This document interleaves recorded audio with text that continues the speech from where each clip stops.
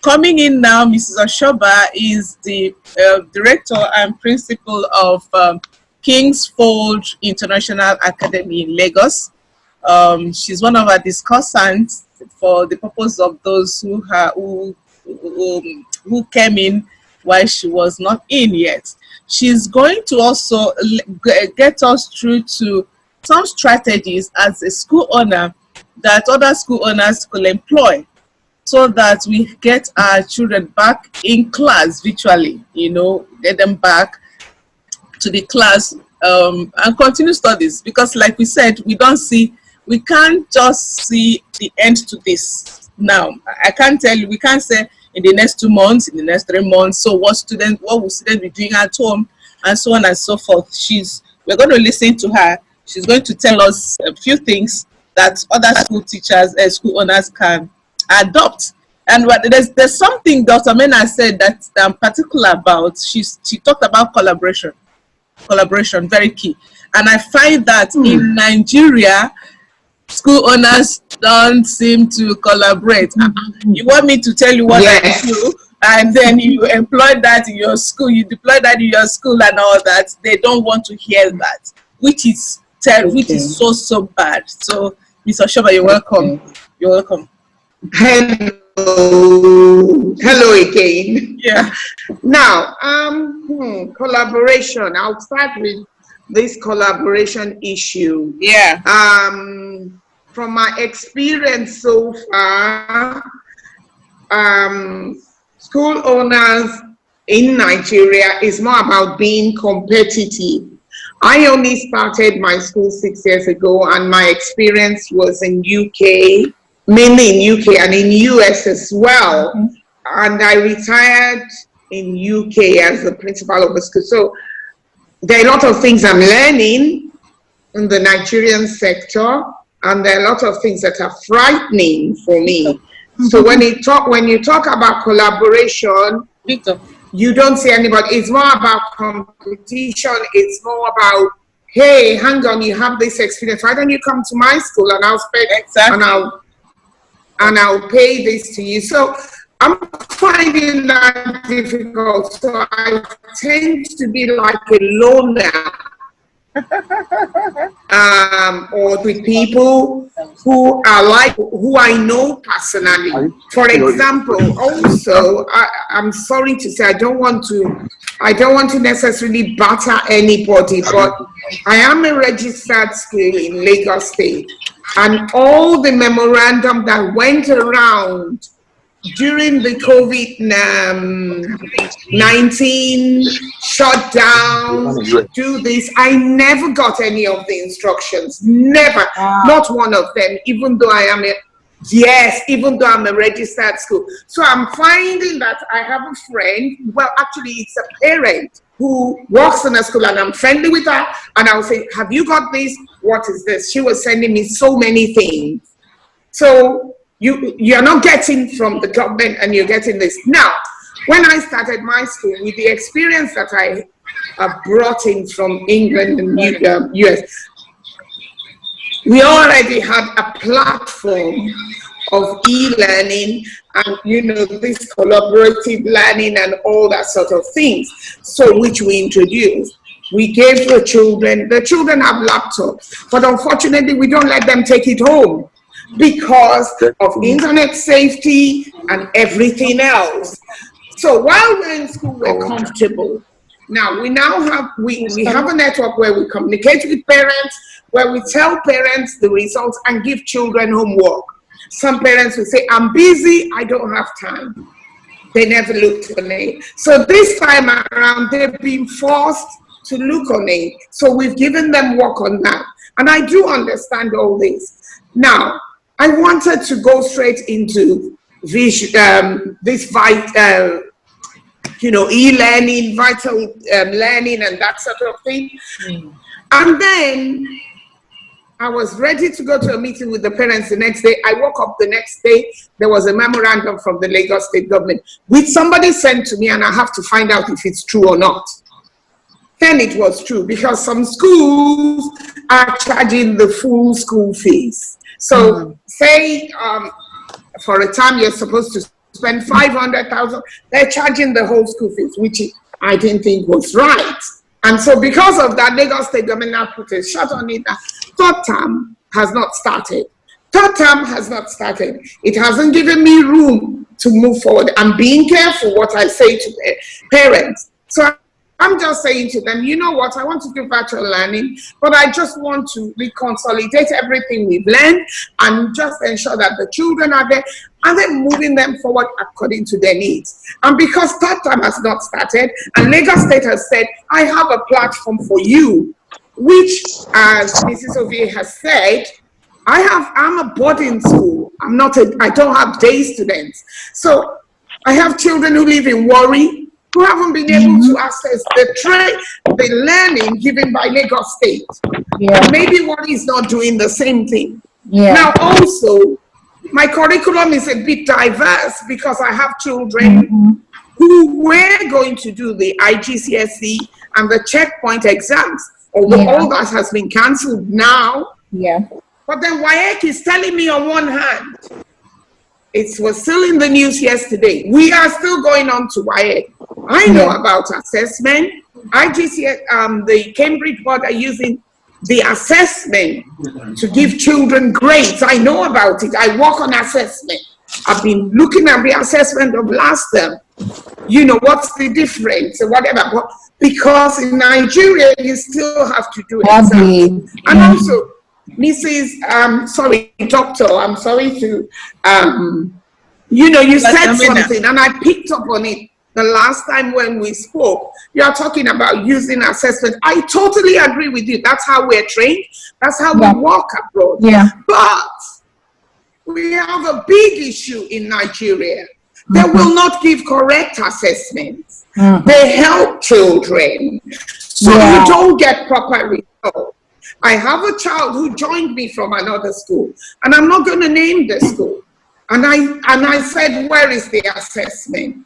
What I got is it was different from what the child was giving me. So when you say assessment, Nigeria will jump on it. I'm sorry.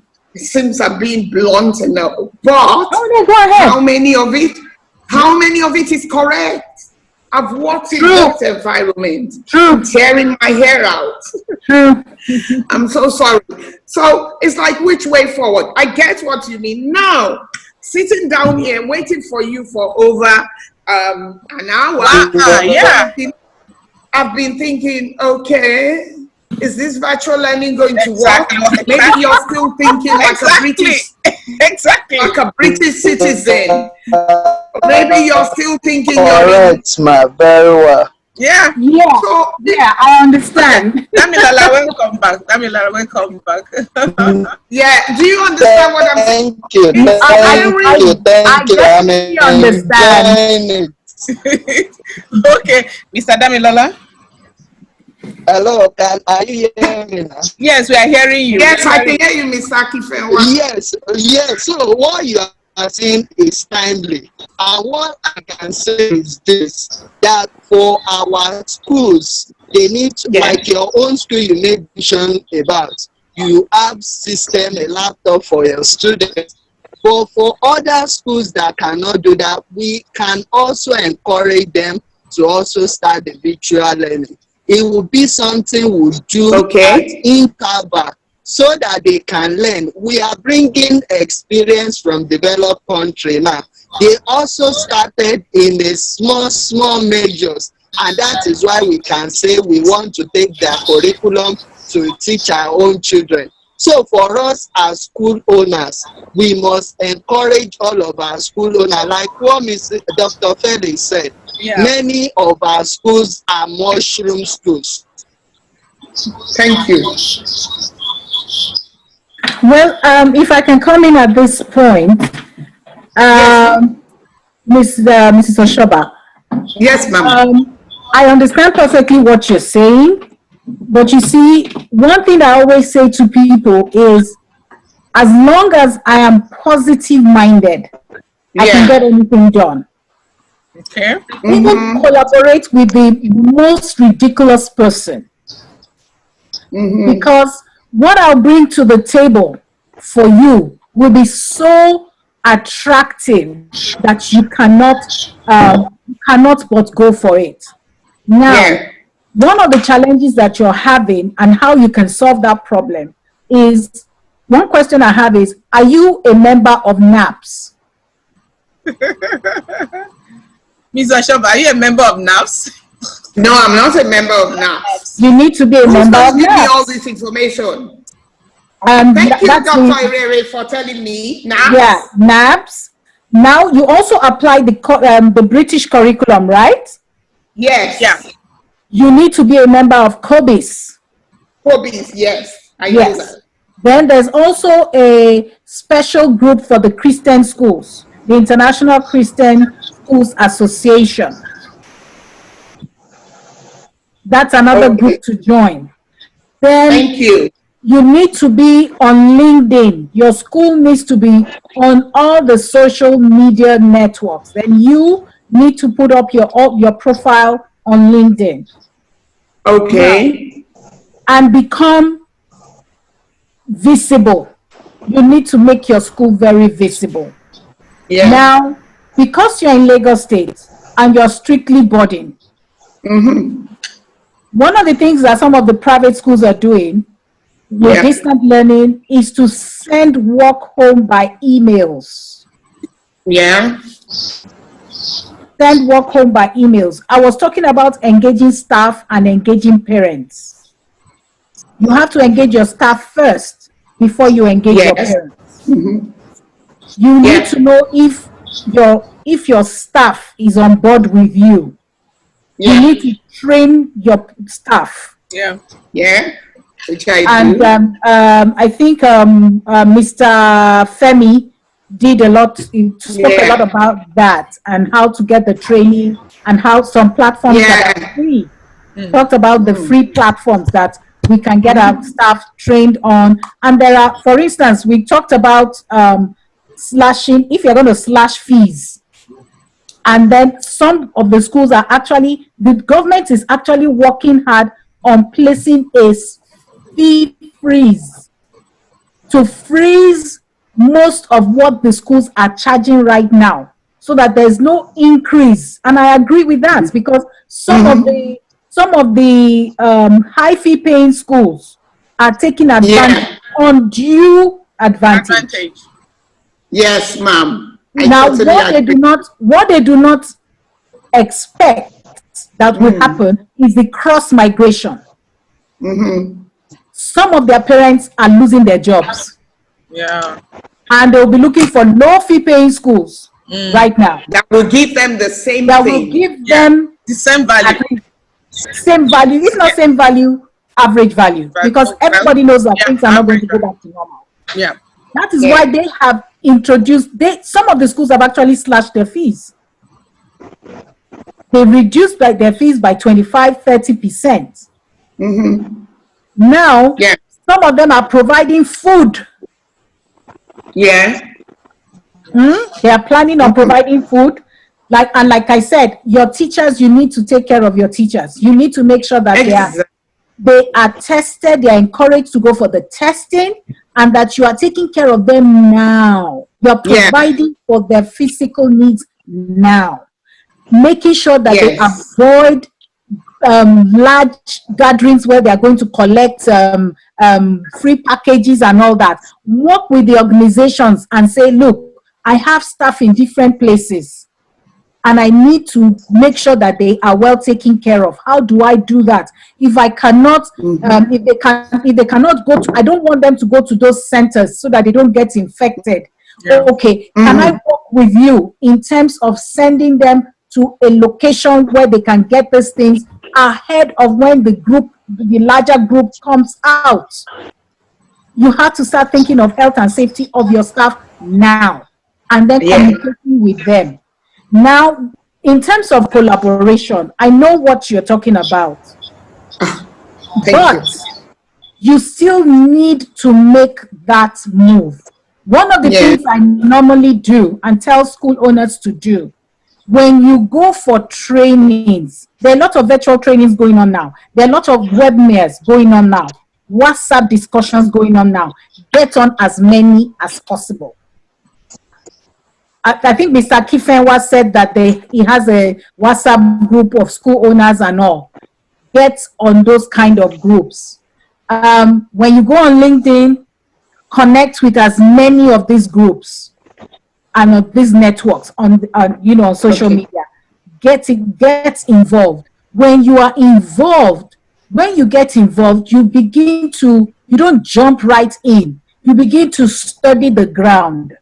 Know who is who. You may not be able to relate with everybody. Definitely not. So you look for who you can relate with and then who you can partner with. And a lot of times, you are where now? Where is your location? Your internet is unstable. I'm actually in Ikorodu on the outskirts. Fantastic. Yeah. Fantastic. Now you need to cooperate with Caleb University. You need to cooperate. I'm actually next door to Lagos Caleb State. and have a relationship with them. Exactly.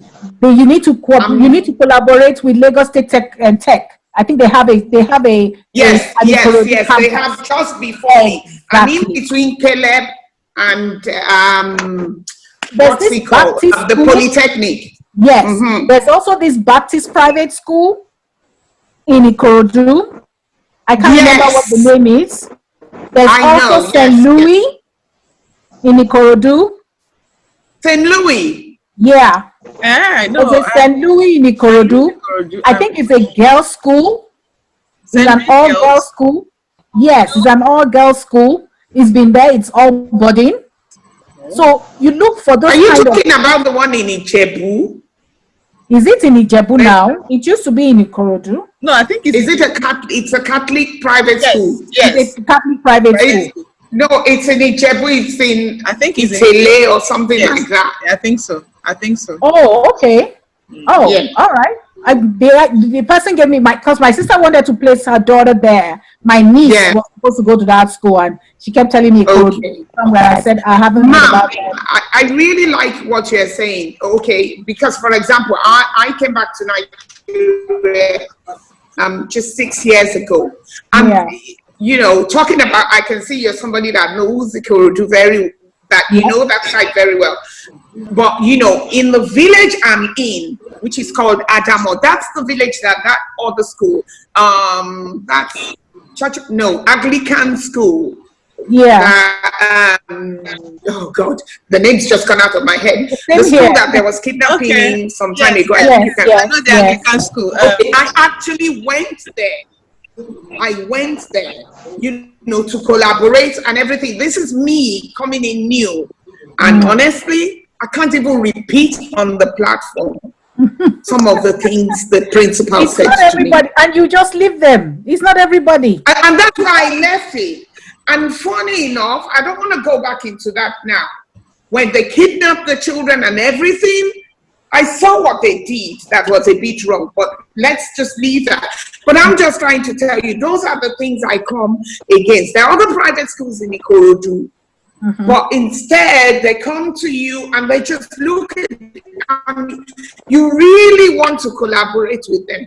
And when you were talking about fees, I really appreciate that, because with me, I'm a Christian school and I believe it's a calling. And so we haven't charged children so much. We have lots of children who are on full scholarship. So that was why I was having difficulty about even setting these things up, because those children have the best when they're in school, if you know what I mean. I when I first came, to be able to give, because the children we gave scholarship to, children that did very well, parents can never Afford to that pay. sort of school. So we did some means testing.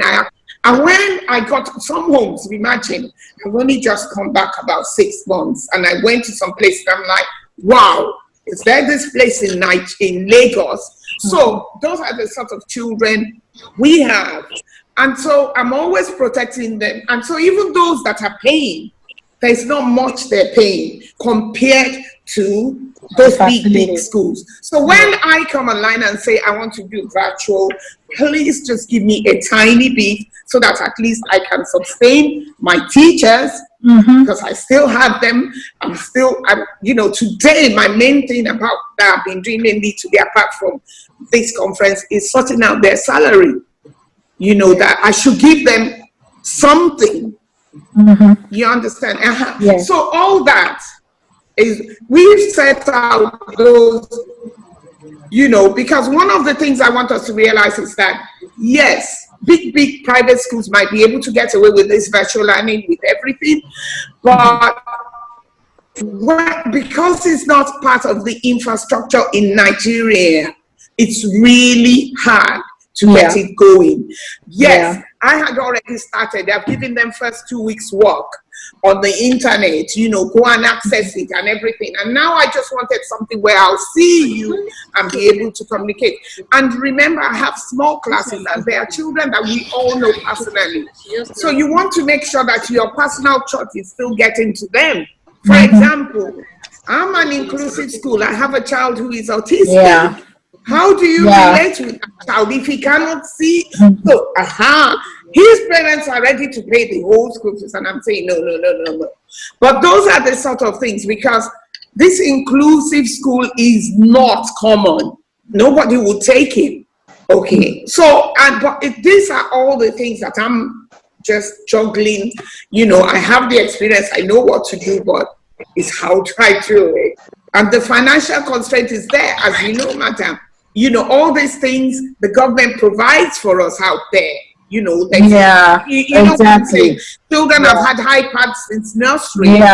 So telling a child to have a laptop or whatever, and data is expensive here.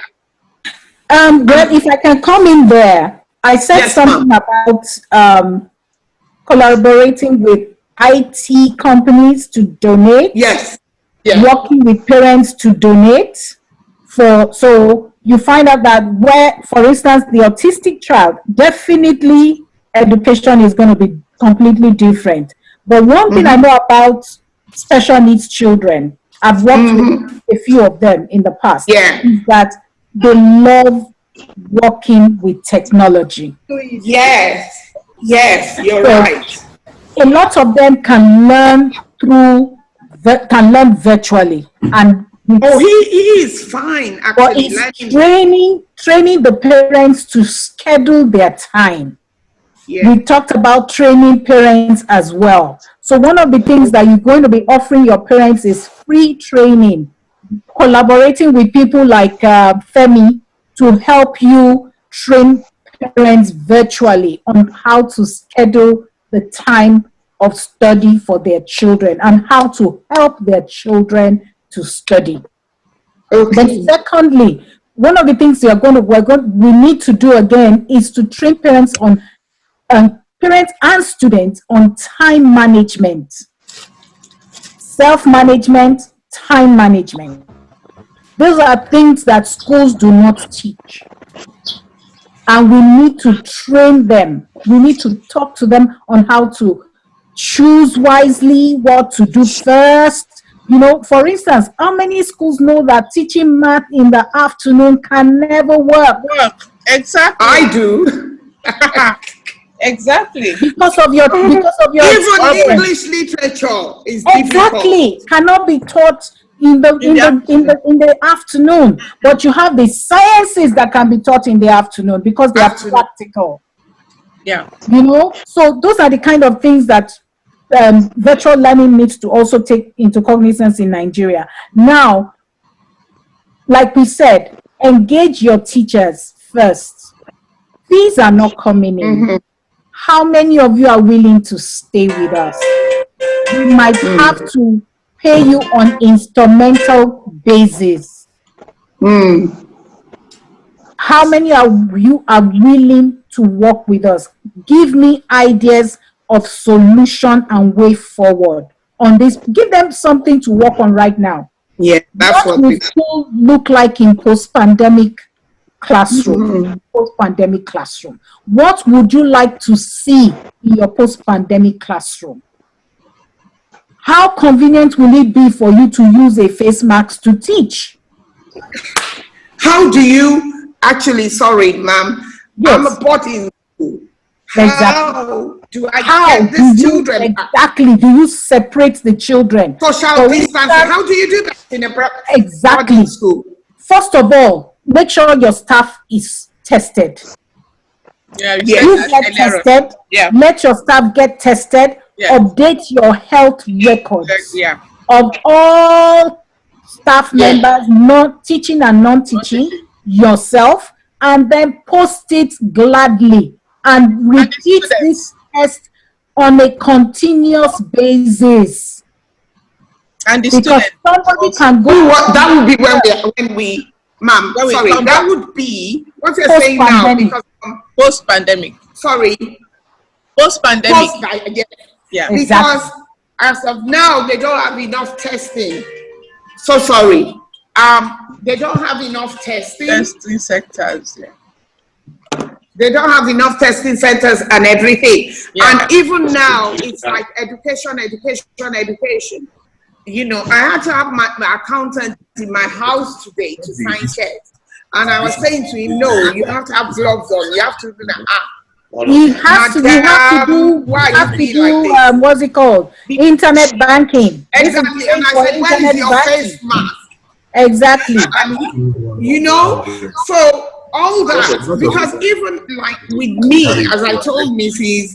Ore the other day, I'm worried about even when they say go back to school. Yes. Because how am I going to manage in a boarding school? Yes. Now, you need to, first of all, you need to look at the structure. What structure do you have in place now? Yes. Are those bunk beds? How close are the bunk beds? How many bunk beds do you have in a room? Yes. Now, do you have facility for expansion? Yeah, we do. If you have facility for expansion, you need to start thinking of how to space these children. And then, like we said, testing. Now you can apply, you can order for some of those tests from the US now. The swab test that gives you the 3-month results. You can order for that now before school resumes. I don't think, do you think school is going to resume so soon? Not so soon, but place your order now. No, Place I your know, order now. because it's funny. Yes, once the things are opening, my Place your husband order is for coming back, face so mask. I'll be able to. Place your order for face masks. All this you can do online now. Face Place your mask, order yes. for the I've asked testing everybody. kit from Roche. The Roche has the simplest and the fastest. Dr. Miller. Yes. Dr. Miller. Yes. Akinfenwa is trying to say something. Akinfenwa, are you there? Yeah. Damilola, are you there? Damilola, are you there? Yes, I think in I'm bandwidth there. is I'm there, low. but let me contribute with the Yes. chat message because of my network here. Let me just contribute through You were the talking chat about box. the boarding school stuff. Yes, because of my network around here. Let me just contribute through the chat message. Okay, Yes, through the ma'am. chat message. Yeah, what he said was that Yes. a boarding school, the problem will not be that much as they are confined in a place. It's actually a problem. It That is a confinement problem because is a teachers problem. come from outside. Yes, because they're coming And only from have different places. The teachers So you now need stay in the to school. make sure that parents, and then do your own confirmation test. That's why you need to order your kits now. Order your testing Exactly, kit oh. as a school. Order your testing kit, do it, and then of course have the temperature test as well Yeah. Yes, we that do. you're doing periodically, so that you can arrest and contain and isolate any child that has or staff that comes up with any surprise. Because some people will tell you they've done it, they will give you fake medical reports. Yes. I've been there. Yes, ma'am. Oh yes, I've been there. Yes, I've been Children there. have issues and they don't tell you. Exactly. I need to And have then your another number and thing talk that to you one of the personally. things that we did was That one I'll give you a number. just to contain flu in school in those days in Nigeria. One of the things I insisted on doing was giving the children vitamin C every day. Daily intake of vitamin C, and I tell you, the number dropped. Yes. Yeah. The number of flu and infectious disease drops because it takes 4 days. Once a child has it, be ready for everybody to contact it. So how do we do that? Once a child comes in, and then of course, you know, you have to order your hand sanitizers now. They are locally made now. Yeah. Some schools, Yeah. you can actually produce your own. Yes. You can actually produce your own face mask. Yeah. You can, order online if you want to. They're very cheap. There's, so many cheap ones all over the place. And then the prices will start dropping. Now they're expensive, but the prices will drop before school resumes. So in post-pandemic situation, those things are and then schools, he's saying another thing. Okay, Damilala is saying that schools can work with Lagos State Ministry of Health. Yeah. That's a good one. But how far you can get that, I don't know. But, thank you, ma'am. Thank you for giving me information. That's why schools need to be self-sufficient. If you're a private school, be self-sufficient. Yes. Don't look to the government for anything. I work with Pay their fees. hospital in Ikorodu, and I'm fine. It cost me money, but it's a Catholic hospital. And I remember going there at the beginning of this pandemic, that before you get into the hospital, you get tested. You did everything, which was something that should be going on. And we took it back to the school and everything. Before all this, before the 23rd of March, when we finally left school, I felt secure, but I don't feel secure anymore. I felt secure because all the time when the pandemic was going on, it was only us indoors, right? And we were just indoors, and we limited people going out. And it was fine. But from the morning of when parents started, I remember coming home and feeling vulnerable that I could have caught anything off the parents. So for the first 14 days, I was really watchful. So going back, because I know there were parents who were out there when we finished, who were in US, in UK, and came back afterwards. Exactly. And now, as we know in Nigeria, it's not about having contact with somebody who just came back anymore now. Yeah. It's just out there. So post-pandemic, and then, ma'am, I also think that, I know I've missed a lot of your conversation, but I also think that now is the time where we need to take a turn in education and really have virtual and all this training parts of what we're doing. Because when you have it as a whole package, then it's not as bad.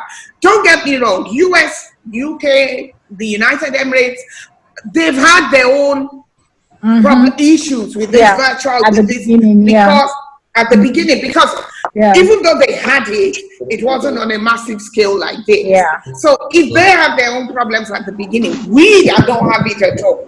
I'm able to sit down here and say, I've given them 2 weeks work. I'm beginning to think, maybe this is what I should do, give them another work, and just come to them once in a while on virtual and say, hey, do whatever how's it going? To keep school going. Do whatever you need to do to keep school going. Now we've talked about you reducing your fees.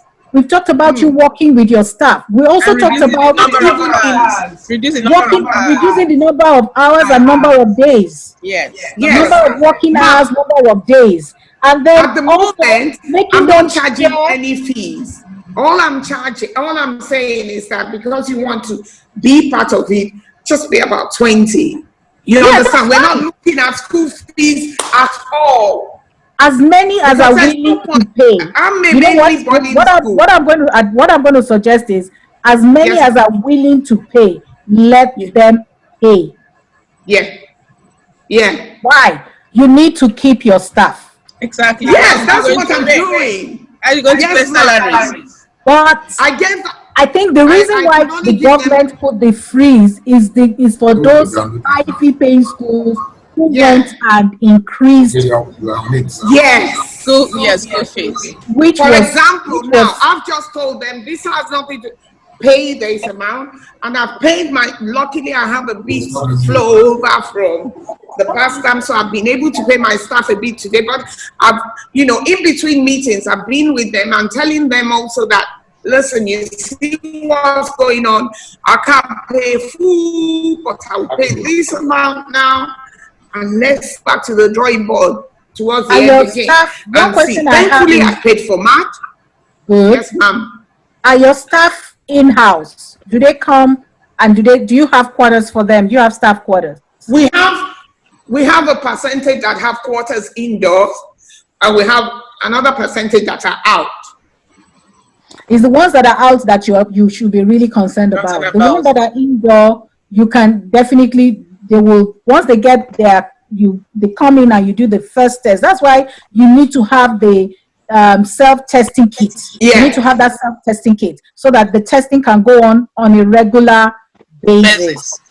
Yes, that's what we're going to do. Yes, that's a way to go. Definitely. And whatever, for instance, whatever Akinfenwa is talking about WHO, certifying the country, okay. Yeah, okay.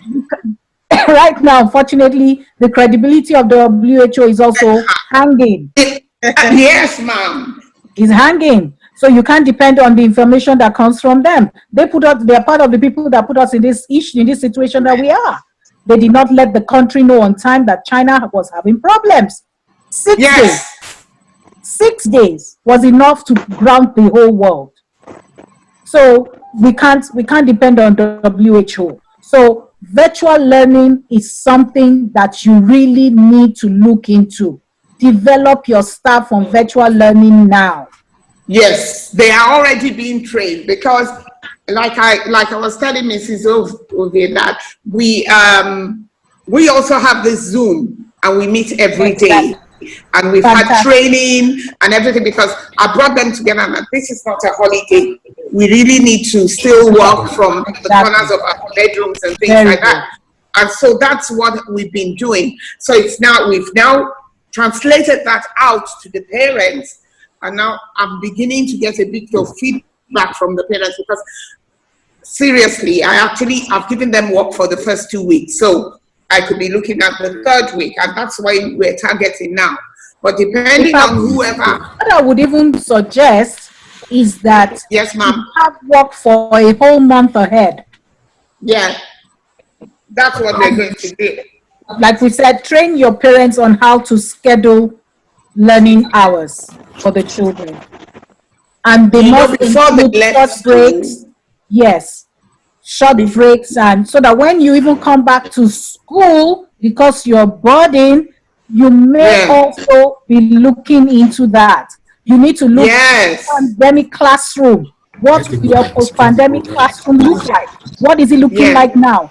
What will it look like in post-pandemic situation to control the spread? Because we still need to be cautious of that we must be working at controlling and eradicating the spread. Because how long it took Nigeria to eradicate that is. Thank you so much. That's one of the things I'm talking about. Talking about these things now, we need to know that it hasn't gone. It hasn't. Because people, if you see how they're living in Lagos, it's almost like it's gone. Yeah, because they don't know. They are trying to educate, so we have to keep educating them as well. Even the children, we have to keep educating them on hygiene, increasing our hygiene level. You have to also work on that as a school. As a school, you have to step up your hygiene. You have to step up. Can you believe that I was the one advising a parent during Ebola?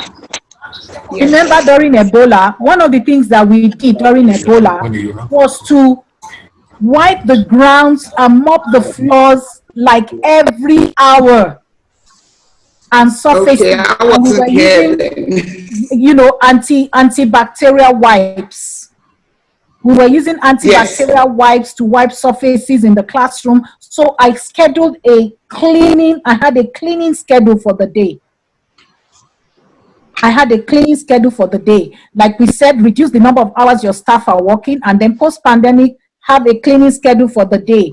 And the cleaner knows, and the cleaners know that, okay, I'm working in the morning, have a cleaner work in the morning, have a cleaner work in the afternoon, have a cleaner work in the evening, including the dorms. Know that we are going to rearrange and redesign your classrooms and your dormitories. You have to be thinking of that. Walk through your grounds. and be open-minded and just ask yourself those questions. How can I redesign this post-pandemic? How can I redesign this post-pandemic dormitory? How can I redesign even my office, and even how people come in and go out? How often can making sure you have water running consistently, making sure that the hand sanitizers are replaced, are even positioned in every dormitory and every classroom. That's what I'm saying. Make your start producing whatever you can produce now for post-pandemic education. There's something that, all those things. Okay, sorry, Dr. Mena. There's something interesting. There's something interesting. Akinfe Damilola is just posted on the effect all this we're talking about will have most of these mushroom schools, in quotes. I don't want to really want to use the word mushroom schools. They are unregistered schools. Yeah, unregistered schools. Don't go there. They are unregistered. Yes, I know. A lot of them are going to still be functioning. So what he's trying to say is that with infrastructures put in place, it means that most of them will have to fold up. Do you think that will be possible? Oh no, yeah, they will fold up. Some of them will fold up. Some of them are folded up already as we're talking. Some of them will fold up. Ma'am, some of them will fold up. Some will not. In places that are conspicuous. Exactly. I know where my school is. I know the mushroom schools there. They will not fold up. No. Exactly. But really, I understand what Mrs. Oshoba is talking about. And you remember we said it that some of them will fold up because there will be the cross migration from low fee paying schools to private schools, to public schools rather. Low fee paying to public, and from high fee paying to low fee paying. So the cross migration will definitely take place, but it also depends on parental demand. Parental demand. If I'm telling you, some of them have already folded up, they can't even pay. Like Mrs. Oshoba was saying that some of them hide when, they know how to hide themselves. When Ministry of Education comes around. Ministry of Education comes around. Yeah. Yes, but you see, because parents will still patronize them. Yes, you're back. You are back, Mrs. Oshoba. Yes. Yeah, they will. So they will always be there. But you see, the thing is, at the end of the day, what they do not understand, we need to also help some of them. That's where collaboration will come in. For instance, your school is positioned in Ikorodu, where they can actually help, where you can also help to educate some of them. You can also help. You can help some of them by sending them some of your, how to get on virtually, and how to prepare. Begin to sensitize them. Yeah, you can actually have a whole school hub around you where you are and how you are helping, because give and take, you are a successful school. Yeah. So now you need to position yourself as a school hub leader. Position yourself as a school hub leader so that most of the schools around you, most of the unregistered schools around you, you're sensitizing them that, look, it's not about competition right now. I'm not trying to drive you out of the business. I'm only trying to see that education, we still maintain a good standard of education, and that you are well informed, and that you do not end up spreading this infection. Education is very key. So while some of them will, quote and unquote, be concerned, some of them may not just be concerned. So how can you help them? How can you collaborate even with this and be a leader of a school hub around you there, and helping to train their teachers how to get online, how they can come and make use of your facility within stipulated objectives. When are they coming in? Make sure that it's not the time that they can interact with your students. Make sure it's not the time they can interact with your staff. Then, like one of the suggestions that Femi gave during his presentation is that schools need to go on virtual learning, train their staff, and then work with other IT companies to have an IT staff, ICT management, have an IPS or whatever it is, a bandwidth that you can work with. Then these schools can, if possible, little or nothing. When they see that you are there to help them, they will want to work with you. They will want to get the best, because it is not competition. It is not competition. We should not be thinking of competition. As you know, we don't compete where I come from. It's all about this. We work together. And that is one thing that Nigeria needs to begin to, even the high-paying schools will be having challenges themselves. They have their own pockets of challenges.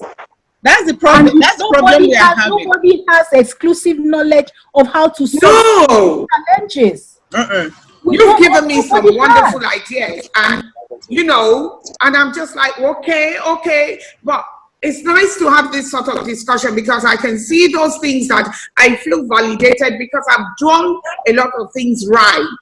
But sometimes you just get to that crossroad, you don't know where to go, and it's so different from my background. So, and that's one of the problems I always have, because sometimes I have to remind myself, you're in Nigeria now, you can't walk that way. You can't go straight. And like Akinfenwa is saying here, even some registered schools will also fold up. Some registered schools will fold up because they don't know how to manage their resources. They don't know how to, solve the huge problems that they're having. Not every registered school is ICT compliant. No. I know that. Yeah, not all of them. And some of them cannot afford it. They just can't afford it. Some of them can't even maintain their buildings right now.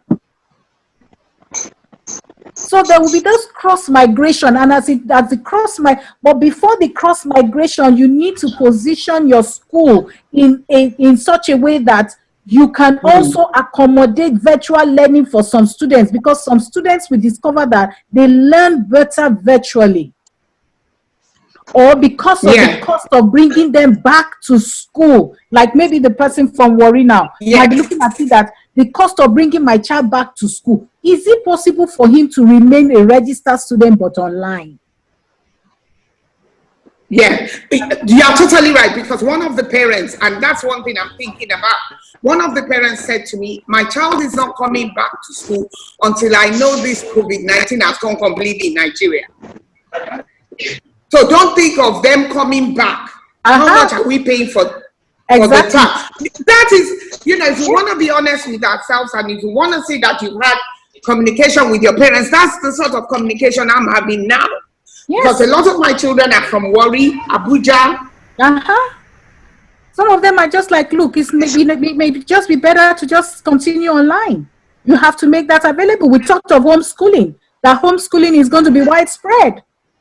So how are we positioning our schools? Okay, exactly. Because we've never done homeschooling. Yeah. Doctor and Mrs. Sheba, you're doing great. You're just enjoying yourselves and all that, and I'm enjoying this conversation. And I'm sorry. No, I'm enjoying it, but I just want to ask people on the background whether any of them have questions. Whether they have questions to ask. Yes. So we want to hear your questions. I can see Lukman Morai now. You are there. Have questions you want to ask? I know that Femi has been asking questions, and other people on the platform, please. We need your questions because this is the reason why we are here. We need your questions, or if you have any contribution, you can also make such contribution. I have HP also is there, please. We need your contributions, or we need your questions, so that it won't just be a discussant talking and talking and talking. I know that Femi Damilola, it said Has he's been- chatting. Yeah, yeah. he's been asking and he's been chatting. So I don't know how other people are getting through it. And then I'm just adding Magaji. Magaji is a VP of Usosan Group. Usosan is all Unity schools, and we also having issues like Femi was mentioning the other time of the girl that had a phone, and I said it was it's my school, it's my alma mater. So we're having Michael Magaji. Mr. Magaji, please, if you have questions for us, we're all ears. We want to hear your questions, or you have a contribution, or you have contributions for us. And I'm concerned about the Unity schools because, for example, in a class, we have over 50 students in a particular class. So, do you have any question for us regarding that in terms of teaching them through using the virtual? Doctor has gone. Okay, Magaji. Okay, yeah, good afternoon, everybody. Good afternoon. Good afternoon. Yeah, please let me thank you very sincerely for this Zoom meeting. I was in, but I had to leave about an hour ago because I had another meeting, but I'm back in. So it's a great initiative. A few days ago, I gave a similar Zoom talk to USOSA, which is the Unity Schools All Students Association. As you are probably aware, I'm the Vice President General, Yeah. and I'm also the Chairman of the Education Committee of USOSA. Okay. And the whole idea behind the Education Committee is to see how we can look at, again, reforming and transforming the educational landscape. Of course, with COVID-19, the world will not be the same again. Everybody, every sector has to press their reset button. Yeah. And reinvent itself because things are never going to be the same. However, in USOSA, we're more worried about the public schools than even the private schools. One, because we are members, we finish from a public school, Yeah. and that is where most of Nigerians are in terms of where they are educated. The private schools are for the few and privileged. And in this world where we're all talking about inclusion, whether it's financial inclusion or educational inclusion, we must carry the public schools along. So I am hoping that through engagements like this, and again, let me commend Educare for hosting this, we can share ideas. Yeah. The Unity schools, I mean, for those who don't know, are a combination of 104 schools scattered across the country, secondary schools, public schools, some set up as far back as 50 years ago. The quality has deteriorated, and I was happy when somebody during the meeting was talking about how to get these public schools back. Yes, you are right. The schools are crowded. There are no chairs, there are no tables. It's as bad as that. You know, how much more talk about things like e-learning, ICT labs. Of course, as USOSA, we have done a lot as alumni of various schools to contribute. I went to Federal Government College Jos, and we've done a lot in my alumni. I know a lot is happening in Port Harcourt, in Abuloma, in Kano, all across the country, Daura, where all students are helping. In my school, FGD Sakure, please, Magaji, my school is also involved. Definitely, Akure, why not? Yeah, you sure. know, that is the axis now of education. Although Akure, Yeah. the density of education per capita there is very high. So yes, all of us are doing quite a lot. So I would like us to address solutions that relate to the public schools particularly, because that's where the underserved are. That is where those who need to really get this belong. For the private schools, you know, of course, already many of them are doing pretty well, and they have the means, and they can cope relatively better than public schools. So I would like us to address the issue of public schools, particularly because of USOSA. And not only that, I happen to also have the privilege to serve on a committee, a program that is providing digital classrooms for primary schools across 12 states in northern Nigeria. It's a project I've been doing for about 2.5 years now. where primary school kids with tablets, laptops, content, and curriculum can do things like STEM subjects, can do critical thinking, analytical thinking, and this is something we've started in over 115 schools across those 12 states with hundreds of teachers which we've also trained. So it's a good thing that this is happening. COVID is actually helping us to reinvent ourselves, and I'm happy webinars like this are going on, and we are very happy as you so start to contribute to what you're doing, the great job you're doing. We're also quite happy to get your own ideas and look at how we can participate. This is going to be a multi-stakeholder initiative. There's no one group that can do it, whether you're a content provider or you provide technology or you have an app or you are an association. We all need to work together, and that's what COVID has also taught us, bringing the world back together to work again for humanity and see how we are better off for this. So I'm quite happy to be here, and if like I said, if we can address the issues with public schools, I'm very delighted. As far as USOSA is concerned, we sit on the school-based management committees of our schools, and by that I mean the alumni. So every school has a member of one of us in the school-based management committee, helping to provide some elements of governance, and then shaping the policy formulation at the Ministry of Education. We are also at very high level discussions with the Minister of Education, the Minister, the PAMSEC, the Director of Basic Education, to see again how we can raise the stakes and make education, what it should be. I tell people in Nigeria that, look, when I was in a unity school, where like international schools, we had South Africans coming to school in unity schools, if you remember.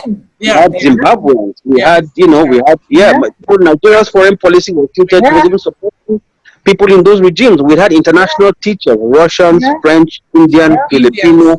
It was all, and I'm not saying that we don't have local content today, but I'm saying that was the standard. I mean, we could even attract personnel from abroad, even to the secondary school. So I'm quite delighted to be here, and I hope that we can progress this discussion during this webinar and after it, so that we can come up with meaningful and practical solutions. But particularly, let me also underscore the fact that our emphasis will largely be on public schools, public primary schools, public secondary schools, and then the parents too of these kids, because it's a whole cultural change. We're doing change management.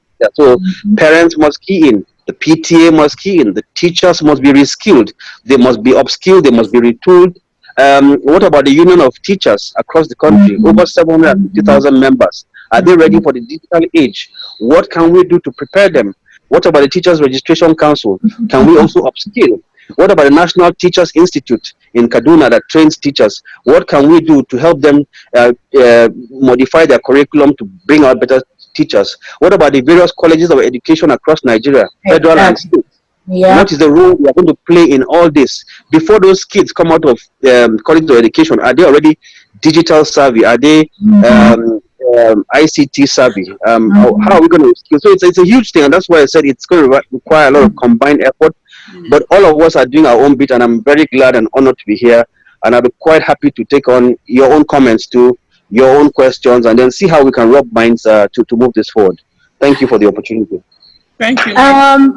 If I can come in there for public schools, what I see that we can do, what I would like to suggest is that we actually put pressure by lobbying the government to put a task force, education task force together right now.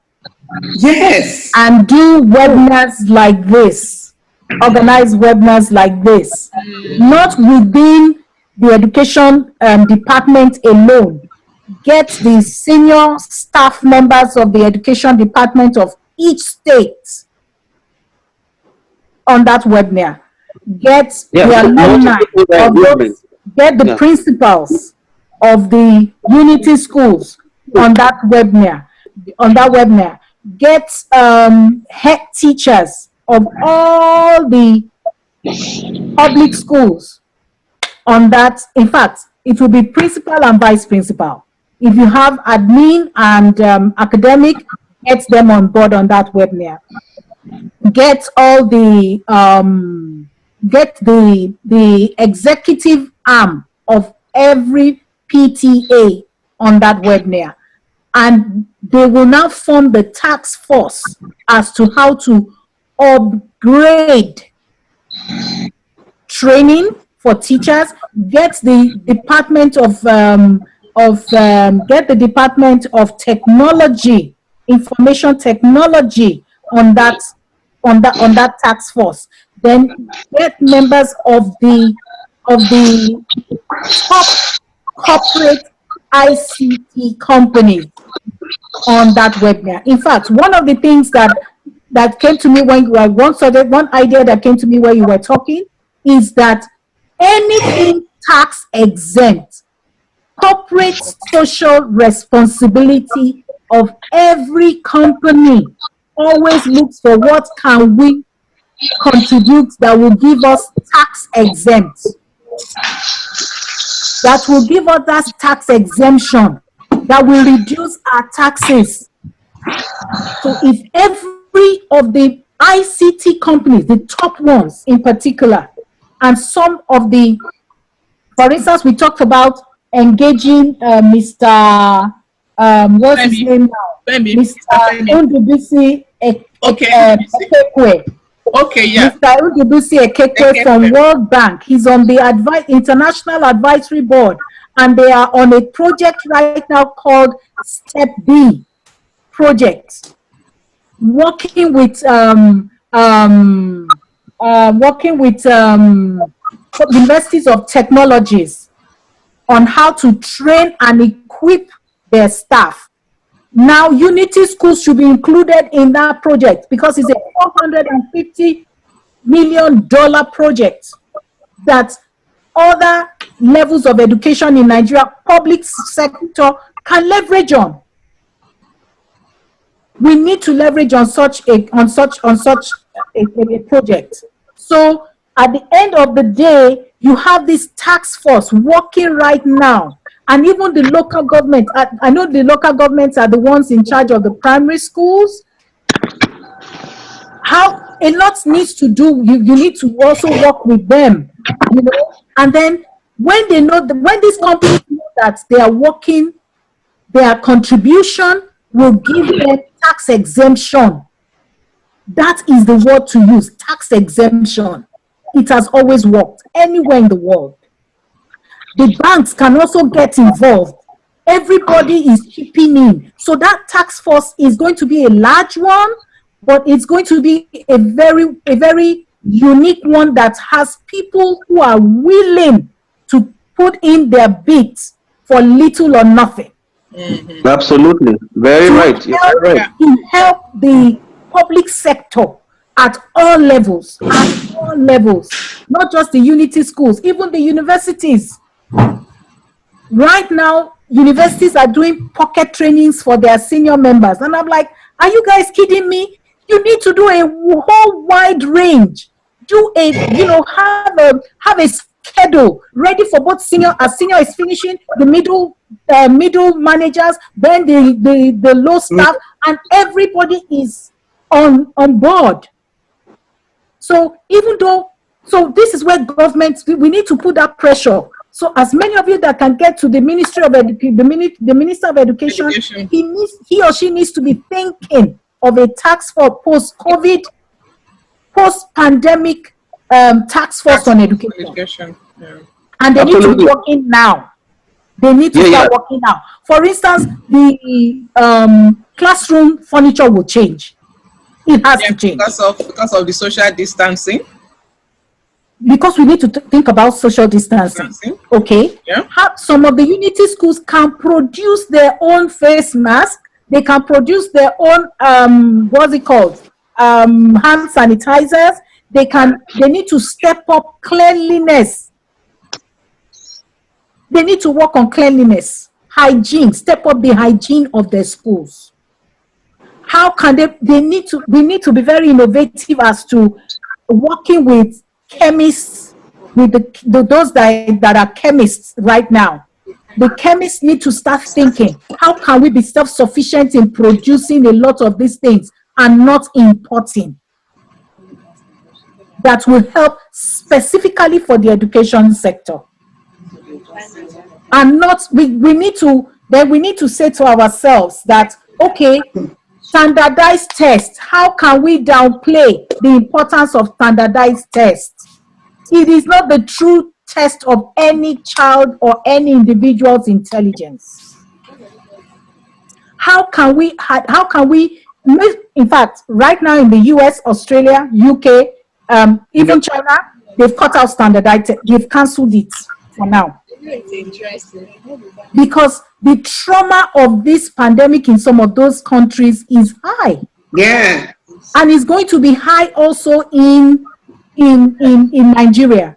Because by the time a child loses a parent, I was listening to a recording from on YouTube, and a mother who was concerned about her daughter in Kano, who just lost her husband because the NDCA whatever was shut down, and the son died. None of the son-in-law died. None of the hospitals wanted to take him in because his case was critical. Now she's worried. If the husband was infected, he has infected my daughter, he has infected my grandchildren. Are they all going to die like that? So if you now have a child going back to school and has lost a parent or has lost a sibling or has lost somebody close to them, we are also going to be dealing with post-pandemic emotional challenges. Because if we do not do what is needful now, start talking about this thing and start brainstorming the way we are doing. So we need to actually engage the Ministry of Education in this discussion. We need yes, to. I agree entirely with you. It's not just, we need to now start putting some, like I was telling that most private schools now, the same thing too, head teachers, all their platform, their website, they need to update it. You go to the teacher, what's it called? You mentioned it just now. The certification board for the National Commission for College of Education. The National College of Education. The Council. The Teacher Certification Board for Nigeria. Registration Council, the Teachers Registration. The Nigerian Teachers Registration Council. I went on their website. I tried to get my certification. Oh no, it wasn't happening. It wasn't happening till now. It hasn't happened. So across board, every strata, but for education in particular, we need a whole overhaul. And like you have said, everybody needs to do their bits, but we need to give ourselves a new orientation. Take out the profit, take out the standardized test, take out the competition, the issue of competition, take it out. It's not going to work post-pandemic. It's not going to work for post-pandemic because and then, a lot of people are positioning themselves now how they're going to make a lot of money post-pandemic. You'll be shocked. You will probably, because what you are charging for, people are getting it for free elsewhere. So yeah, sure, that's true.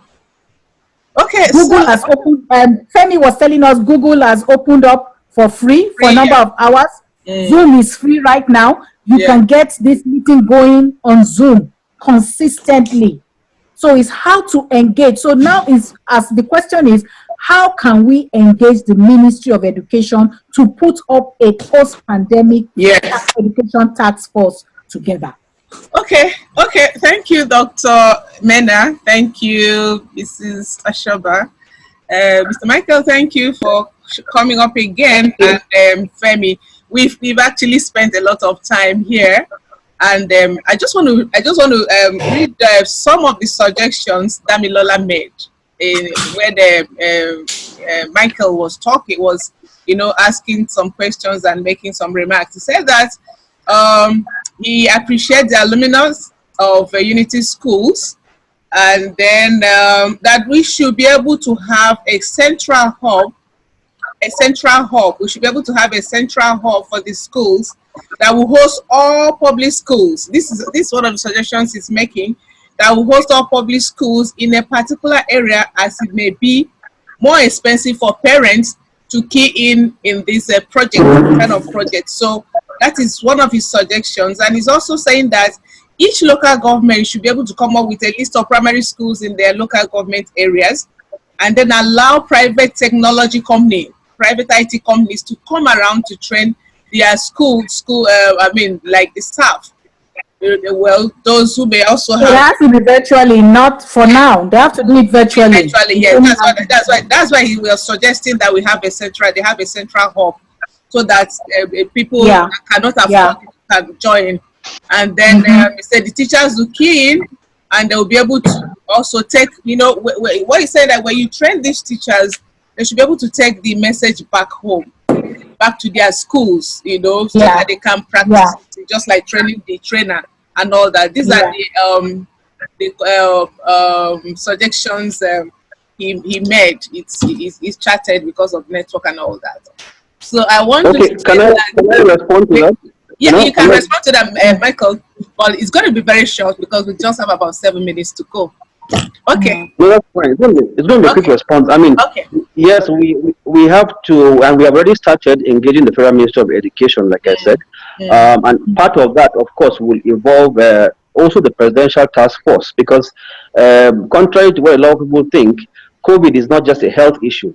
It cuts across every area of development. Health, education, security, food security. I mean, there's so many things that are turned in, and we as USOSA are going to participate very actively, both during COVID and after COVID. And that's why we're keeping our contacts open at the Ministry of Education and are ready to work with it. Of course, being the chair of the Education Committee, I'm fully involved in that. One of the things we have also proposed is, even for USOSA, setting up a virtual school. Again, I mean, why, I mean, there's so many criteria when it comes to setting up schools, well understood, but the world has also moved from brick and mortar to virtual and digital. The learning is in the content, not in the building. Exactly. A fancy building there, if the teacher doesn't know what he's saying, or, they don't know what they're doing, of course, at the end of the day, the outcomes also will not match the investment. So we're looking at also a virtual school made up of USOSA volunteers and key stakeholders. We're looking at also, like I said, it's going to be a multi-stakeholder type solution. We're looking at the telecoms companies. Can we start doing specific data bundles for education-related content, for example? Exactly. So that it becomes affordable. So that people who don't have this can on either a data or non-data mode can download, work offline, and things like that. Look at those kind of possibilities. Can we also look at even strategic alliances, both locally and outside? Because we talked about that. Education is a leveler, and I mean, I happen also to be on the board of a school in Nairobi, Kenya. It's called Brook House. It's a private school anyway, but I'm on the board of that. They are private board of the school, and it's a G30 school, the top 30 secondary schools in the world, and Nigeria is not on that list. Why? Because we're not also on the way we have modeled our school businesses here are not in sync with global practices. And that's why I'm happy somebody was talking about not testing or examining, because you see, what we have around the world now are school management organizations. Exactly. It's not a school owned by husband and wife, or owned by one big. No. Those are the kind of schools that we need now. Yeah, SMOs now. Okay, just the way you have Sheraton on hotels. Sheraton is not a hotel; it just manages hotels. So you need SMOs. You need people with specific skill sets, tested experience in running schools. And then they just go from school to school. Sharing this expertise, creating the standard, setting them and running them, as opposed to people making an individual or private business. So it has to be institutionalized that way. It has to be standardized in that way. And then partnerships. Then what that helps you do is it gets international partners even into what you're doing locally. So you find that when it comes to teaching, enrollment, and even going to the university, already those SMOs have affiliation globally where they align with other universities. So once they know you're coming out from XYZ school, admission is almost automatic because they know the kind of background you're coming from. But our parents are still struggling here between the embassy, between education attaches to all sorts of consultants just to get their their kids out. So we need to move into the SMO system, and we can do something like that even for public schools where we have that kind of capacity.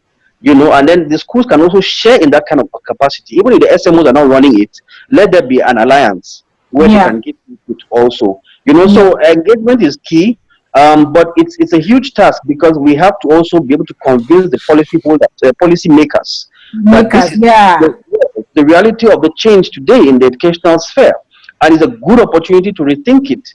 Imagine if we got half of that security budget coming into education or coming into God. 20% of our national budget today is going to security. And look at education. Yes, we're not getting our money's worth. Exactly. Do you understand? So there's so many things there. So it's multi-stakeholder. We have to bring people in. We have to bring some of the donors in too. The UNICEF of this world, the World Banks of this world, the UNESCO's of this world. To also see how we can do this. And like I mentioned earlier, the teaching groups. There's a group called Teach for Nigeria. Also, another big. They're part of Teach for All, which is a global group. But we're also in touch with people like that who are meant to push and even, where prominent people even become part of faculty to teach in primary school. Exactly. Sacrificial, volunteering, bringing that new culture of volunteering. That's one thing I wanted to add again, that volunteering right now is also the way to go. Absolutely. If you do not have volunteering if you don't have volunteering on your resume, you will not even get the job. They're like, okay, this person is just out to grab from people he's not willing to give up. He's never able to give, So so these are the things. And like I mentioned to you, the project which I'm currently also doing with the state governments in northern Nigeria, the primary schools, public primary schools, has been very effective because, for the first time, kids who would never imagined they would ever be able to hold a tablet, hold a laptop, use it, explore content, interactive, it's audiovisual. It's unbelievable what the results are. Some kids now are even trying to start thinking of how they can program, how they can code. The question is, why is the South not having this kind of thing? Well, I'm just giving you my experience. I'm sure it's happening in bits and pieces, but I'm saying we need a more large, high-impact intervention. Elaborate. Yes, Elaborate. and because, I was also like I said, we're going to be having a lot of cross-migration into the public schools from the registered private schools. Exactly. Yes. So when I came into USOSA as Vice President General and as Chairman of Education Committee, I told them that my goal is to make unity schools become the schools of choice, i.e., for people to leave private schools to come back to unity schools and schools because of the standardization. That is what we should be looking at, because 30, 40 years ago, it was unity schools. You either went to a federal government college or you went to a missionary school, or you went to, it was never private schools per se. It was like One question I have for you quickly is that post-pandemic education in the public schools, furniture, what is the plan for furniture change? Apart from training of staff, what are we doing? What are we doing to make sure that furnitures are replaced and adequate? Amenities.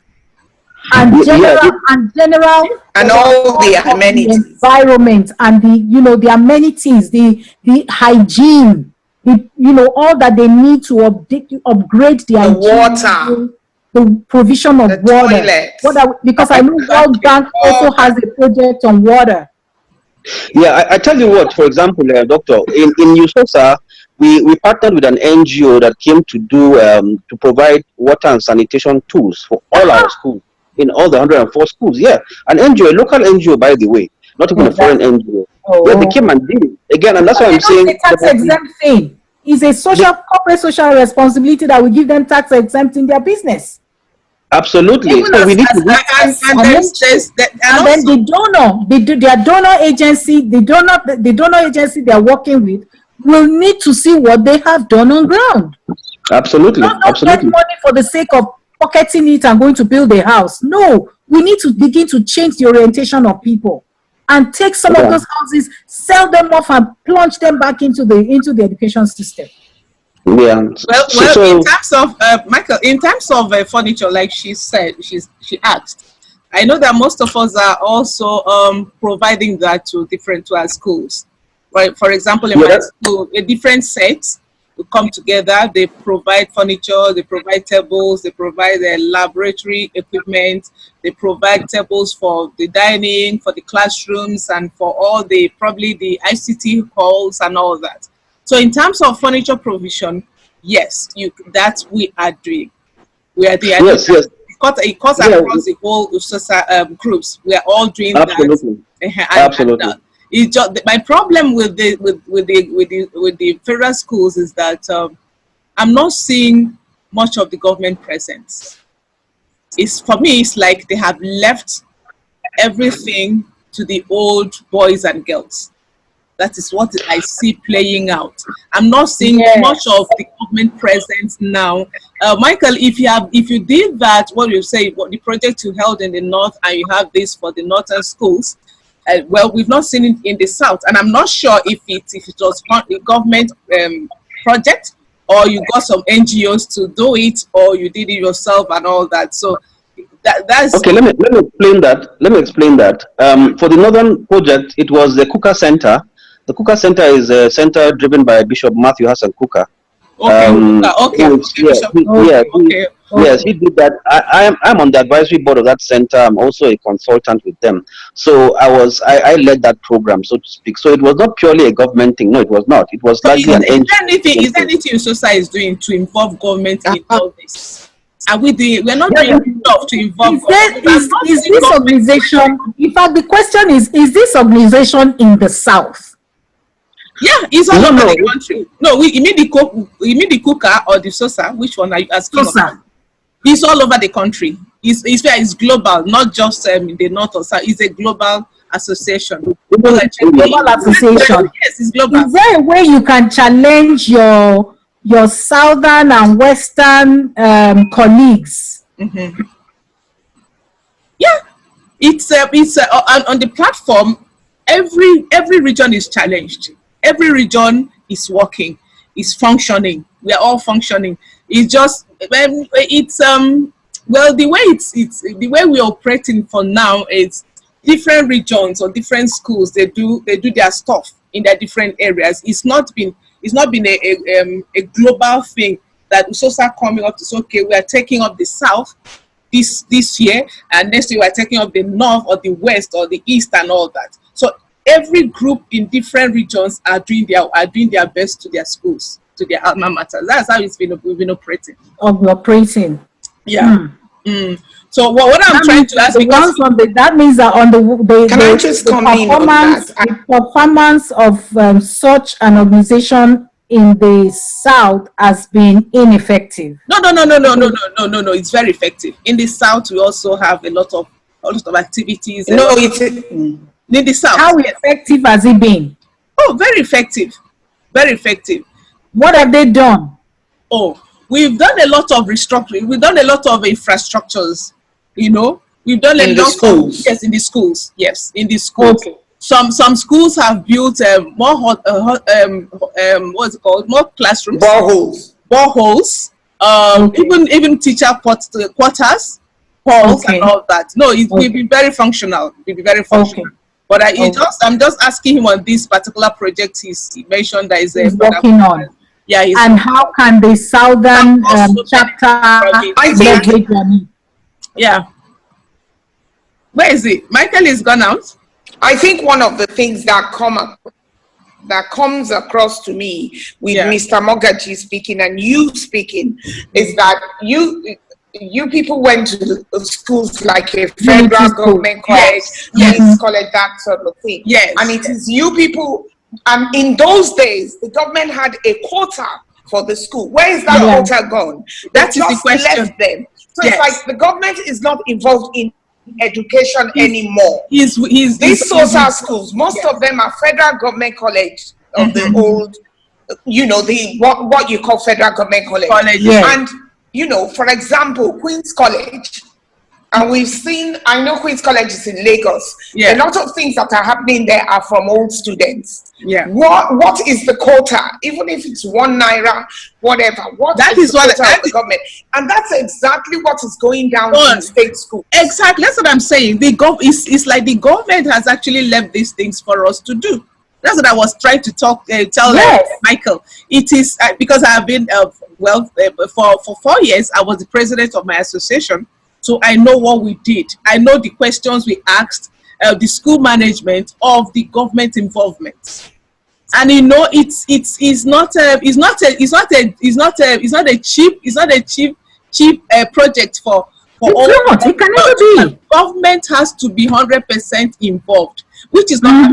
And I was trying to ask him. Okay, he's come on board. Yes, I'm trying to ask Mogaji, what is the USOSA ESCOs doing to involve the federal government to redeem their quota to the schools?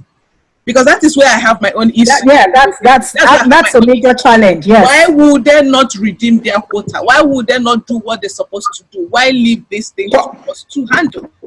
You know, where's the Minister for Education? What is he doing? What are they telling us? Are they telling us that federal government has handsolved the schools? Okay, can I come it's not there? really about federal government alone. It's also about the state government. I don't work for Lagos, but in Lagos State, what are they doing? You know, for example, they put up all these learning things on the platform for the children. But who are the children that are accessing it? Is it the child of a market woman who hasn't been to the market or whatever? That they don't have petrol for their diesel. Do you know what I'm saying? Yeah, so I know. You're finding, and also now both in the state and the federal. Yes. According Mr. Mogaji's, Mogaji said something about leaving education to the people that are trained, the people that have education, and not turn it into the hands of just, you know, a rich man that just started a school. And that's half the problems we're having now. Yeah. Because if we can come together in collaboration, light-minded people in the same way, we can move forward. Exactly. You know, I wish we could have people like Mr. Mogaji being like a commissioner for education. No, the Minister of Education. That is, I think, Mr. Mogaji. Lagos State is now education. Pardon? I say, it's good that Michael is here, Mr. Mogaji is here, because good that I even have his number now for because of this program. It's possible that we also shop for one of us to be a minister of education in this country. It's very possible because it's a very strong force. The USOSA group is a very strong force, and we can shop for one of us to be minister for education. Then we, of course, see how it will go. I'm sure it's going to be huge difference between what we are seeing now and what is happening. You know, so I don't know how we're going to take it up, Mr. Mogaji. Like I said, the task force, with that post-pandemic task force on education, we need to put something together like that now, so that we can all get into that platform and make our contribution while he is engaging with the Ministry of Education, the Federal Ministry of Education, and the state Ministry of Education. Yeah. Because really, I think the Ministry of Education is a cartel. It's not only Ministry of Education. No, it's not only Ministry of Education. It cuts across. No, it cuts across. It's not just Ministry of Education. I know. You know, it cuts across. But really, but then we're talking education too. Him, since he is there already, and he has links and networks to all the that's why the project he's working on. It's now time for him to, get you have Educare has the link to the Southern ESOSA group. Now it's for the national body to come together for you to be able to achieve what you're suggesting, for one of you to take up, and then present a candidate. And send it to the government and say, look, we need people Cartel. and not people who are not interested in education as special advisor to the government on education, and they don't have any inclination or interest. It's very sad. It's very sad. Okay. They don't even know how the school. Okay. So thank you so much. Now let's allow him to talk. Mr. Bogaji, Okay. you heard that suggestion. There are some people trying to join the meeting. I'm joining them. I'm clicking them. I'm admitting them. I'm admitting them. Okay. Yeah. Yeah. Okay. So what it is, like I said, it's going to be a very deep engagement with the Ministry of Education going forward, as far as COVID is concerned. I've also suggested, in fact, in the webinar which I did a few days ago, I also suggested that an agency like the NCC that is in charge of communications, and if you like, providing infrastructure for communications, Yes. in their own new strategy post-COVID, should see how this whole access story, because in education the two issues are really access and quality. Those are the two main, and how can NCC, for example, wire up all those underserved areas of our country, underprivileged areas of our country, and then work with the telcos and even equipment manufacturers? Can we manufacture small and cheap phones for these students, so they can follow through on these things? So that are content specific. Yes. Content specific. Yes. So it can just be for education. It might not even be for any other. Just for education, not for Facebook or whatever. Just content specific. Education. So, and I think Nokia, they can work with Nokia to achieve that. They can work with Microsoft. Microsoft is already in Nigeria doing things health-wise. We can now engage them to contribute and donate into education. Absolutely. Something that is content specific for Nigeria. So NCC working with some of these both the mobile operators and even the equipment manufacturers can come up with a device and a tool. The last mile impact, whether that young boy or girl in the village, even with 3 can have access. So even if he's not physically there, and with COVID-19 too, social distancing, he can still participate in engaging in the curriculum and in learning. And it's learning experience. In the classroom. For instance, HP, I can see HP on this platform. How can HP be of benefit? So if the representative of HP can, tell us how can they make, some of this, their major provider, how can they, work and partner with the government, partner with, the organizations, all these organizations, to see how we can make this thing education available to everybody. Yeah. Maybe. Okay, I just want a quick question. I want to ask a quick question now. With all this that we're talking about, how much of STEM are we actually promoting through this STEM? We are talking about Nokia, providing phones that is subject specific and all that. So how much of STEM are we actually promoting in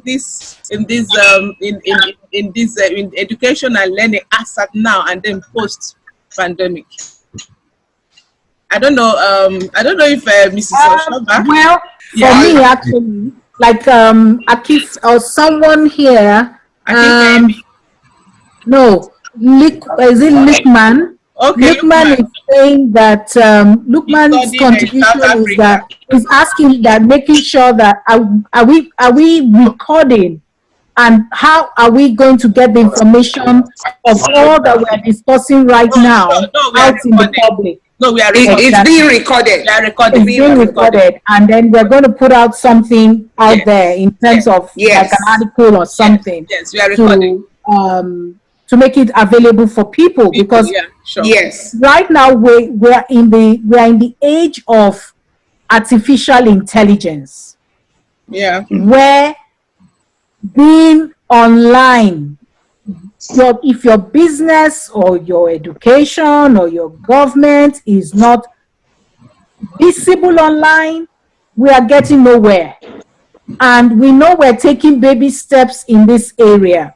So, for instance, someone was saying that there's a research out there that a lot of what is going on in school does not prepare the students for life. And I'm saying, oh yes, education does not mean learning. Learning is different from education. Yes.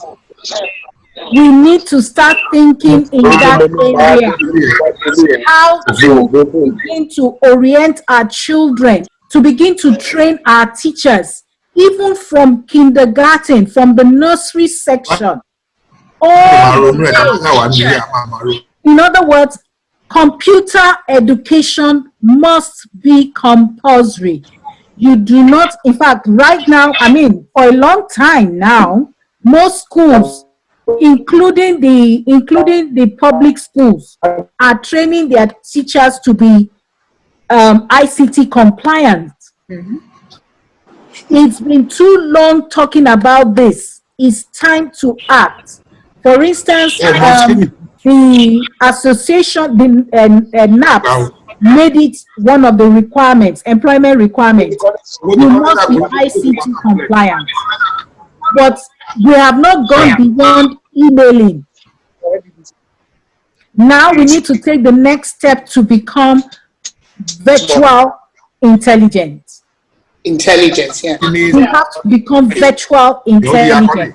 We have to train the teachers, like Femi's company can do a free online training. There are so many. I saw somebody on LinkedIn, and it was asking if this is a successful school wanting to charge teachers 10,000 naira to come and learn virtual, and I was like, are you kidding me?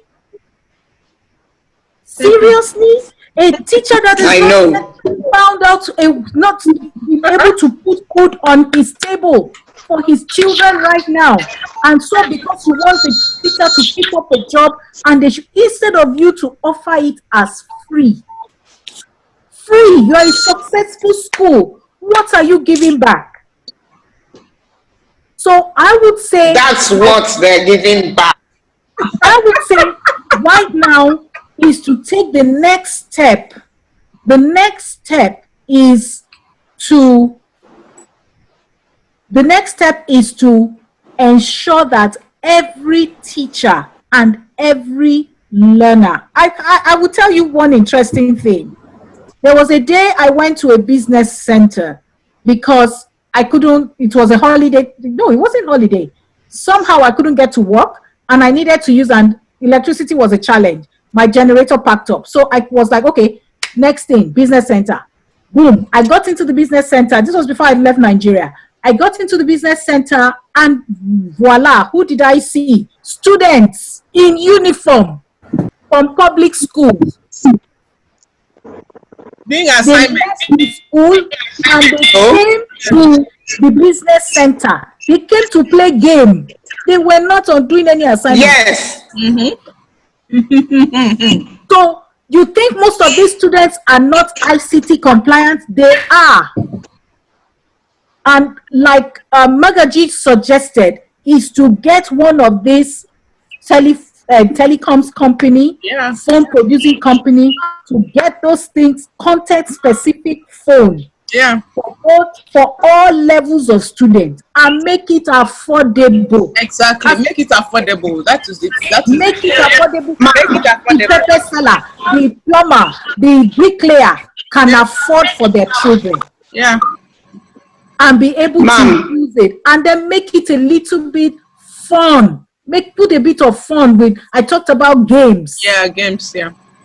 I talked about games, music. Right now, people learn to play the piano online. People learn to actually what you're saying is very correct. Everything is now going virtual. Our children are actually there. These children are actually there. because it's amazing what they can do even on our simple phones. Yes. They even know more than us. I was in school one day and I got caught up with my iPhone. And one of the children said, "Mom, let's do it for you." And they did it. They can. It's the teachers. And so as Mr. Mogaji said before, this sort of things has to be part of the training. It is part of training all over the world. You can't get a teaching job without having, without being ICT competent. It is part of the criteria to get your DFE number in England. You understand? So why are we not doing it for registration here as well? And for example, when I first started the school, I gave people laptops so that they can do their planning, they can do everything on it. You understand? But I gave them, recently, we took it back and gave them scheme to be able to buy and pay back at very low amount. But still, some people don't want to do it. Yeah, sure. So I understand that I am like a private school. Or in the public school, I think some of these things has to be post COVID-19. We need to start doing that. Should be included in their training. Yeah. It should be included. The association of principals. Yeah. Need to get on board. Yeah. We need to, because I mean, Lagos State, during my research, I discovered that Lagos State was running this program with what's it called now? ESPIN with UK.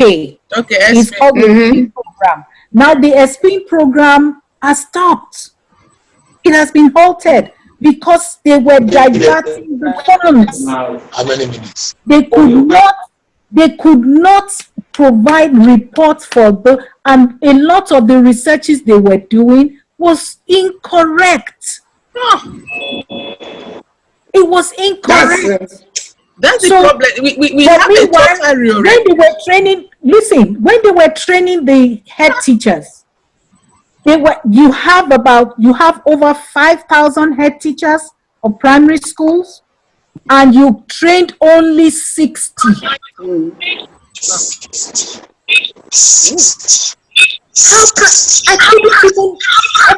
I couldn't imagine. Wow. Out of over 24,000 teachers in one local government, you were only able to train 5,000. So now the teachers cannot get online because they are not trained. Except for now, that's where also I said I worked with one of the consulting companies that worked with Lagos State, and one of the challenges I gave those teachers was a lot of them had not gone for a training in 27 years. Wow. This was as far back as 2010. Wow. 27 years.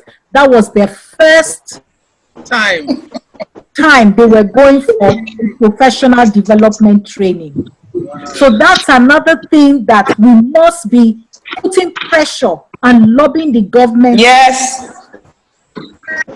These teachers must have annual training. All the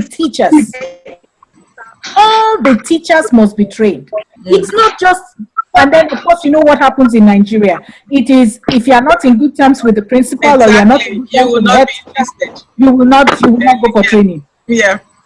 You'll be left behind. It shouldn't be.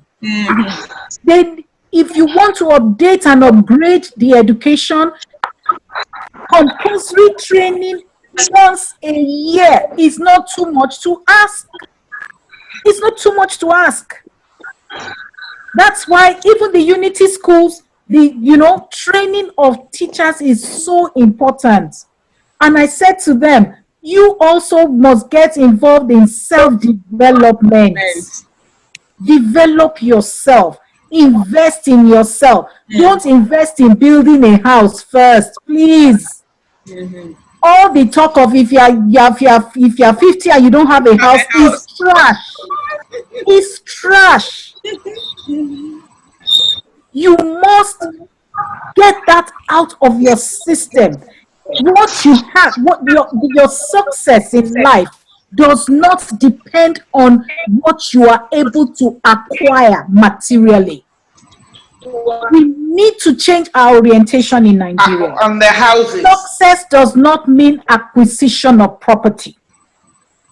Success today means in how developed you are as an individual and to be able to provide solution to your problem personally and to the problem of your community.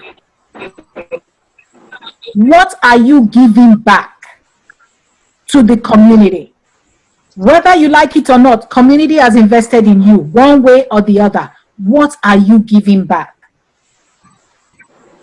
So we need to change the orientation of teachers. We need to, like Mr. Mogaji said, it's a whole, overhaul that Nigeria needs right now. Take those baby steps. There are going to be baby steps. There are going to be challenges here and there, but still take those steps. Make those connections. Develop those networks, those connections. Look out for the next person that you can help. Look at one of the things, there was a time that we were having challenges with youth unemployment. And then we said to ourselves, a couple of us, we said, look, what can we do to help these youths who are graduates but don't know anything? They don't have any other skill than being graduates. So we said to them, how many of you can learn, finger foods, how to make finger foods? How many of you can learn hairdressing? How many of you can learn makeup, register? Then we brought in professionals, even plumbing, haircuts, barbing, with all manners of skills. Today, they are self-employed. Yeah. And they do not depend on government for any. Some of them have even built houses. Okay. And some of them are investing in themselves. So these are some of the things we also need to start training our children at all levels. What can you do? Do you know, I went to visit someone and the children got themselves, they registered a company online. These are secondary school students and they are clearing the lawns of their neighbors. How many of us challenge our children to do anything apart from book work? Yeah. We need to start thinking in that area. I just read on LinkedIn, a child, the government was asking for innovation of how to for ear suspensions. So the face mask is already causing a problem to the ears of the health workers. Yeah. They're having infections on the ears now. So a 30-year-old boy just invented an ear suspension that you clip, so you pull, the thing pulls the ear band from this side and this side. So now, and this, I can't remember the country, somewhere in Europe. That was a 30-year-old that produced that thing. Wow. And he produced it from rubber. Wow. Wow. How are we, so you're going back to your question of how are we overhauling our curriculum to include STEM. Training. And that is where we need to work with the universities, partnering with the universities in our local communities to be involved in the school hub. Remember I talked when I was talking to Mr. Shoba to partner with, the higher institutions yes, locally. And how can we work together to make sure that we engage these students in post-pandemic education, to engage these students to begin to think outside the box and to be innovative. You can get them involved in producing their own hand sanitizers. You can get them involved in producing their own face mask and all that. Even the overalls. Design something. Ogun State, I saw something online as well. Ogun State Mobile Testing Center. And then they do not get in contact with the patients at all. They put their hands out, and after they have walked, you see the overall covered with 2 overall people coming and sanitizing the hands before the next patient comes in. Because some of the testing centers, even in testing, the patients are getting infected. They're getting infected. Okay, thank you so much. Thank you. It's been a wonderful time, been a wonderful session. And I can assure you we're going to have more of this. I'm really full of a lot of stuff that all of you contributed to this session. Of course, we're going to actually roll out. We recorded it. We're going to bring it out. We're going to put it on our website. We're going to send it to people who participated also, and all that. Thank you so much, Dr. Emena. Thank you so much for your time. I actually pulled out of bed this morning. Thank you so much, Mrs. Ashoba. She's a dear friend. She has always been there for us. So we've been doing this together for some time now. Thank you, Femi, my co-host, Susan. Thank you so much for the IT stuff you brought into this, adding color to it, and I can assure you that a lot of schools will get in contact with you, and we'll also be calling you up once in a while when we hold this program. Thank you, my Vice President, Mr. Mogaji. Thank you so much, Michael, for coming. And I'm sure one thing I would really, I want to put in a last word. Okay. Please let this not end on talk alone. Yes. Let's see some action plans going on and practical things being done. Yeah. Practical things being done. Like Femi, you can, start off the free something online for at least maybe a number of teachers, and make sure that they are teachers, because I also hear there's a cross migration from other professions into teaching. Yeah. So, yes. But you're not supposed to employ them as teachers. Exactly. So what do you do have without training? Employ them as what? Yeah. You employ them as what position? I don't know. I only employ teachers. If a banker is coming into the education system, if a banker is coming into the education system, it should be in the accounts department, not in the classroom. But if he's good in math, then you have to train him in teaching. Yeah. You have to equip him with basic teaching skills before you send him into the classroom. Okay, thank you so much. Thank you. I want to thank my my boss that put all this together for us, Mr. Kenneth Odushola Stevenson. Oh, okay. Yes, he's been around. He refused to say a word. He left instructions for us and all that. I don't know if he has a word for us, sir. Do you have any word for us? No, I think it's been an awesome conversation. I've listened throughout the period. And I think coming together like this to share ideas is one of the best ways to get out of this whole pandemic. I'm feeling that we will be disturbing you once again as we move forward. Oh, so definitely. we'll try to be sure that we get this right once and for all. Nigeria is a place, I'm a proud Nigerian, and I believe that whatever is going on now is just a phase and will soon pass. Yeah. And at the end of the day, we'll be back to our normal lives. And most importantly, this particular season has taught us many. Okay, thank you very much. Yes. Akife is saying we should be able to harmonize all that we have discussed here and take them to appropriate arms of the government that can implement some of these things. I think this is a beginning, and I'm sure we are going to achieve whatever goals we have set to achieve on this platform. Thank you so much. Thank you. Thank you. All right. Bye-bye. Bye-bye. Bye. Bye.